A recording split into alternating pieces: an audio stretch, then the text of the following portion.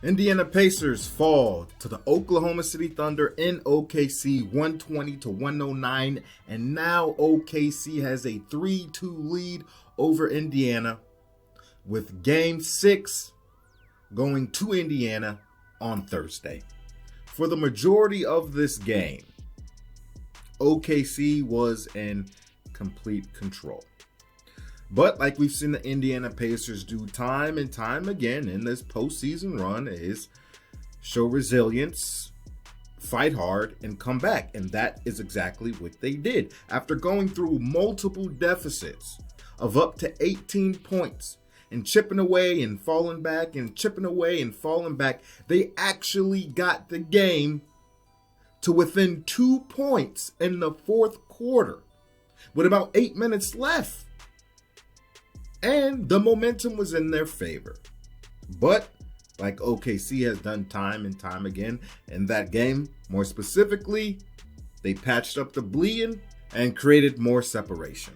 But the game was much closer than what the final score indicates just 8 minutes prior to the buzzer expiring. So shout out to OKC for handling their business as they should have. This is the first time in the series where a team has won 2 games in a row. And it is also the first time in the playoffs the Indiana Pacers are down in a series. SGA was an absolute playmaking maestro out there while establishing himself as a premier scorer like he has done all season long. 31 points, 10 assists, 2 steals, and 4 blocks with only 3 turnovers. I would say it's a hell of a game, a hell of a show by SGA. Jalen Williams was phenomenal. 40 points, 6 rebounds, 4 assists. Jalen Williams, arguably the player of the game, 40 big points, and all of his points were loud. All of his points were clutch. Well, not all of them, obviously, but had a lot of clutch buckets. He was an absolute demon out there, scoring huge buckets, not just in the fourth quarter, buckets that was helping to stave off the Indiana Pacers run. He was getting to the cup. He was pushing the defense back. He was extending the defense with his range shooting. He was doing it all. He was doing it all. And I think he is one of the youngest players in finals history to score 40 points. I tell you, that young man, he got some game. SGA too. They don't really seem bothered by big moments. Very even kiltered is what I noticed with them. They weren't giving the Indiana Pacers defense any opportunity to relax as they were constantly attacking and being aggressive scoring the basketball. As with the home team and the playoffs especially, you always have the 1 or 2 bench players that, you know, it's their turn to step up and then they have the big game. And for OKC, that was Aaron Wiggins and Cason Wallace. And they were absolutely on point and marksmen from 3-point range this game. Collectively going 7 for 11 from 3 together, but again, a lot of those 3-point made shots were big. Just when the Pacers felt like they were getting a little bit more life, and then one of those 3-point shots go down. It's like, damn. 14 points for AW and 11 points for Wallace. Hell of a game.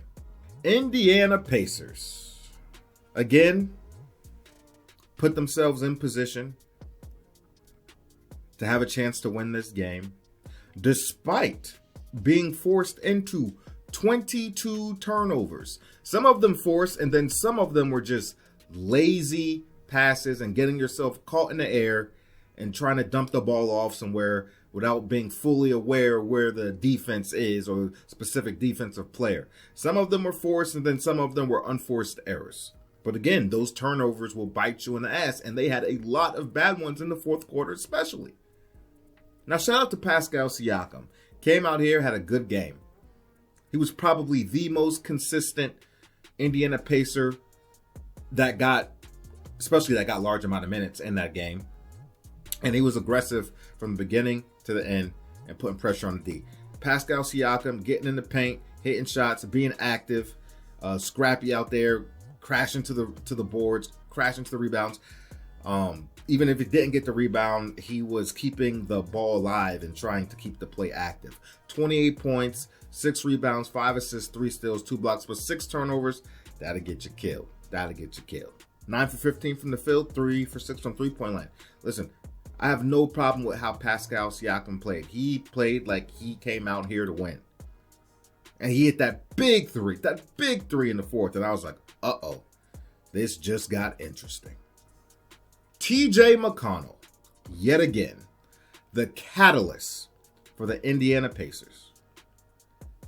TJ McConnell, yet again, coming into the game with absolute fire, ferocity, energy, setting the tone, being effective, no quit in him, giving his best effort on both ends of the floor despite him being rather short in stature. He was taking on the assignments and doing an admirable job at it. TJ spearheading the charge and even the multiple little charges in there to give the Indiana Pacers life. Yet again, 18 huge buckets for TJ. Well, 18 huge points, 4 rebounds, 4 assists, 2 steals, 8 for 14 from the field, 1 for 2 from 3. What are we talking about? Now, the sad part about this is that he only got 22 minutes. And we'll come back to that. Let's get to Tyrese Haliburton, the elephant in the room. 0 for 6 from the field. 0 for 6. 0 for 4 from 3. Only had 4 points this game from 4 made free throws, throwing 7 rebounds, 6 assists, and 3 turnovers for a negative 13. Now, I don't want to hear anything about this calf injury because when he was on the floor, he didn't appear very hobbled to me. Now, I'm not saying there wasn't some pain, but it wasn't enough pain to hobble him, okay? And even some of the turnovers and bad decisions he was making weren't an effect of him being hobbled or hurt. They were just bad plays. He didn't have it tonight. I don't give a damn if he didn't hurt his calf. I don't think the results would have been much different.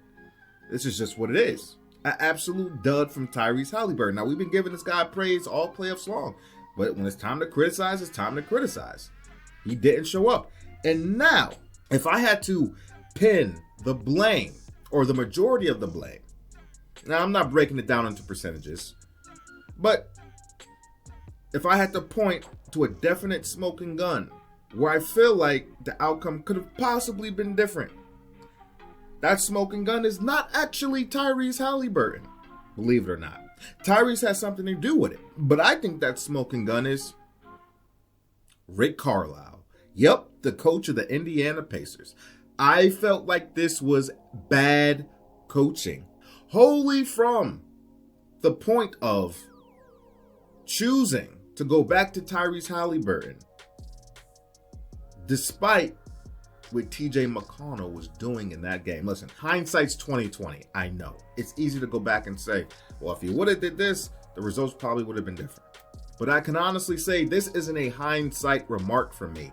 As I'm watching the game, I had already made the decision where I was like, if I'm coach, I'm benching Tyrese Haliburton the rest of the game. And I'm playing TJ McConnell. The results that were being shown in that game before our eyes were night and day. Now, I get it. We've seen so many times in NBA history where stars are struggling and the bench is holding them down. And then the coach decides to go back to their star player in the final moments of the game or in the fourth quarter, and they come alive and they end up delivering. I get it. We've seen it happen time after time after time. And you want the coach to have that kind of faith in their star player. I get it. And that's the decision that Rick Carlisle went with. And I'm sure that was his logic behind it, especially given Haliburton's track record with the game on the line in this postseason.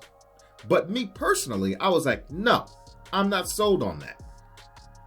If Tyrese Haliburton was a Michael Jordan, a Larry Bird, a Kobe Bryant, a Dwayne Wade, hell, even a LeBron James, or Kevin Durant, or one of these caliber superstars, then no question, I'm going back to that guy. But Hali is not on that tier, and he's not even close. I'm sorry.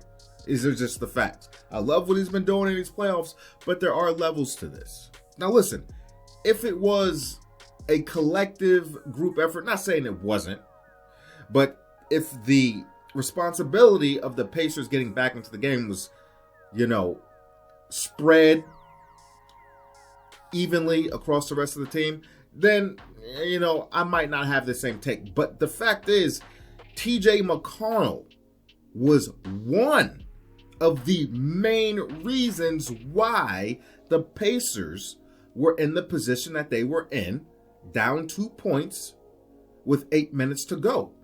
And him and Tyrese Haliburton play the same position. TJ McConnell was the reason, or one of the reasons, along with Siakam. So, with that context, I am absolutely sticking with TJ McConnell.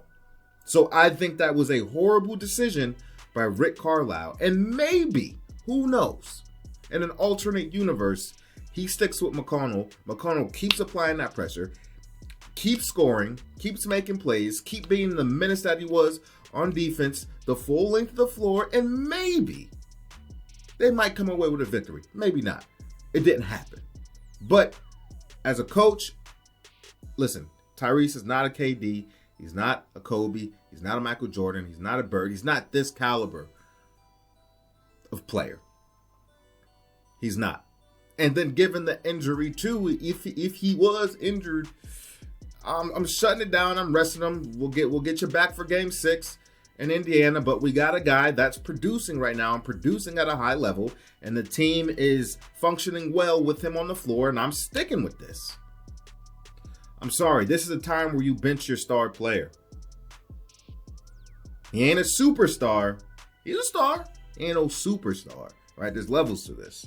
And forget the numbers, because I think Haliburton is the kind of player that can have an impactful game without scoring the ball or struggling to score the basketball. So just forget the numbers. I'm talking about the eye test.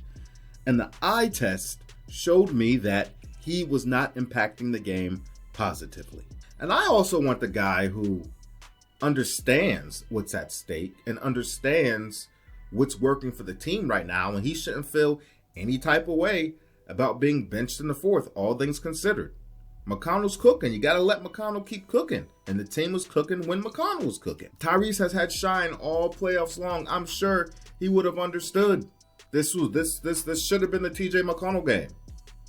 From beginning to end. It should have been. That's on Rick Carlisle. I'm sorry. For some people, it might have been hindsight. But for me in that game, I promise you, this was not a hindsight thing. I'm watching the game. I was like, you need shut it down for Haliburton. He's not it today. Too much is at stake, and you're in position now with 8 minutes left to do some damage. You leave McConnell in. Leave him. Well, so much for that game. Again, after many revised takes, after my predictions being, for the most part, this postseason pretty bad, when I revised my takes for the finals specifically, I picked OKC in 6. So if OKC wins next game, my 500th revised prediction would have been true. I don't take pride in it. It hasn't been a good postseason run for me, so it is what it is. We'll see what happens. This is going to be an interesting one in Game 6, and you better believe the Indiana Pacers are going to be desperate, and they're going to come out swinging, and OKC needs to be prepared for it. If not, we're going to be going back to OKC in Game 7 where anything goes.